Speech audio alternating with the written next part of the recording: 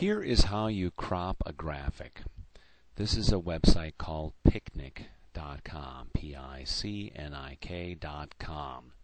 You go to the site, it'll ask you to create an account if you don't have one. There's mine. And here are the basic steps. I have a large file that I want to squeeze down. It can do it. Just click Upload. It'll ask you what files you want.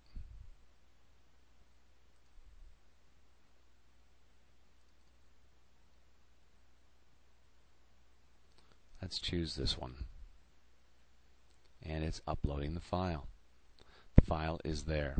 The size of the file is very big, 2,288 pixels. Our website is 900 pixels across.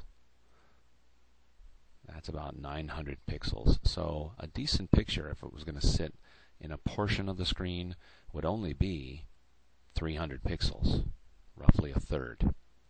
If it was going to take up all of it, then maybe 500 or 600 pixels. If it's going to take a whole section of it, and if it's going to take up the entire thing, then yeah, it could go as far as 900, but not bigger.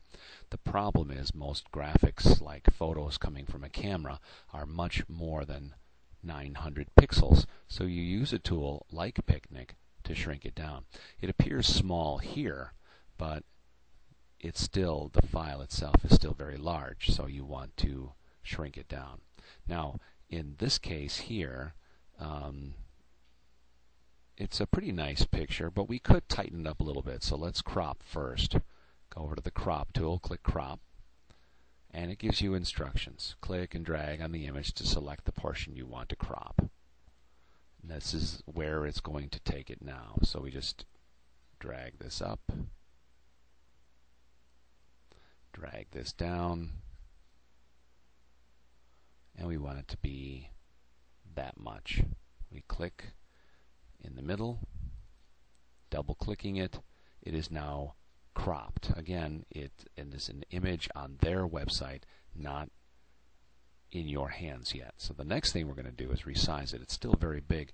You can see if we move our image down a little bit, that it tells you down at the bottom how big this file is. It is 2052 by 1382. So 2000, but it needs to be 900. This area here is 2000, but it needs to be 900. And in our case, we want to make it about a third of the page, so we're going to go down as far as 300.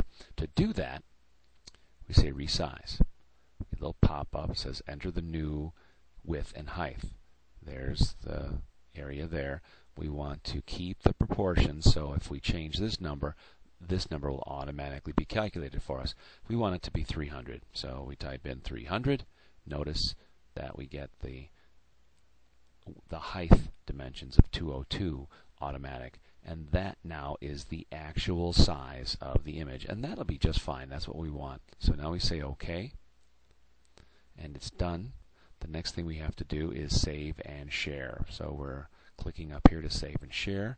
We want to know what is the name of this file. We're going to call it the same name that we had with a dash 300, because we know it's 300 characters, pixels wide. So that's my new name. I just made it up. And then it says save the photo. So we click on save photo, and it pops up saying where do you want to put it. I'm going to put it in the same place that it was before. Say save, and it's saving it for you. That's all there is to it. Now you have a graphic that's the right size for a website.